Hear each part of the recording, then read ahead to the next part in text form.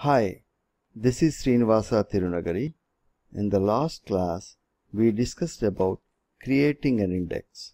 In this class, we will discuss about views. Topics covered in this class: what is a view, advantages of views, simple views and complex views. So what is a view? A view is defined as a schema object. User is creating views, so you can also call a view as a user object. It is basically a stored select statement based on a table or another view. A view does not contain any data of its own. The tables on which a view is based are called base tables. So what is a view? See, we have employee table and we have all the data.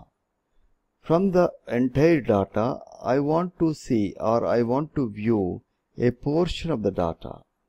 See, look at this in this diagram. Here in the employees table, we have all the columns like employee ID, first name, last name, email, phone number, hire date, job ID, salary. We have all these details. The rows have been displayed.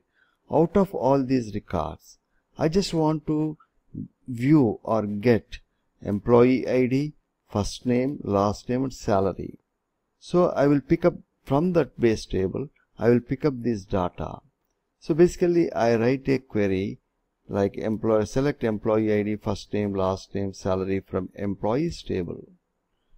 And I will give a name to this query. That query name is nothing but a view.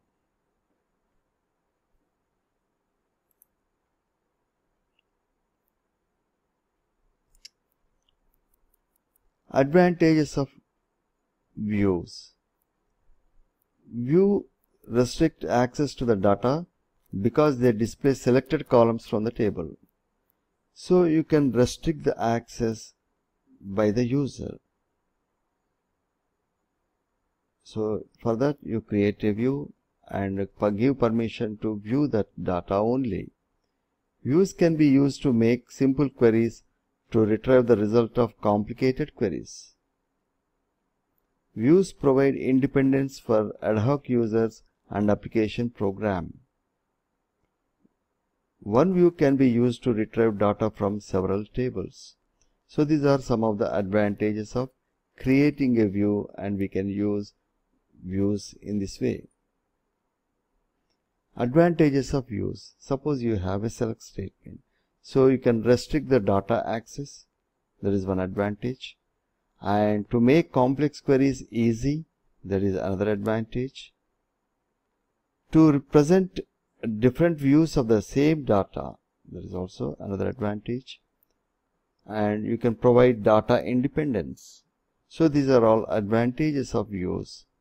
If you create a view, you can restrict the data access and you can make complex queries simple, and you can represent different views of the same data in a different format, different way. And to provide data independence, you create views. These are the advantages of views. Simple views and complex views. There are two types of views, simple views and complex views. So let us see what are the features of simple views and what are the features of complex views. So number of tables in simple view is only one table, and we call it as a base table. And in the case of complex views, there are more than one table, and they are also known as base tables. So number of tables in complex views are, it could be one or more than one table. And contain functions. Simple views can contain functions. No, it cannot contain functions, whereas complex views can contain functions. Similarly, simple views cannot contain groups of data, whereas complex views can contain groups of data. DML operations through a view you can perform on simple views. Yes, that is true. And you cannot perform DML operations through a view on complex views. So it is not always possible. So these are some of the features of simple views and complex views.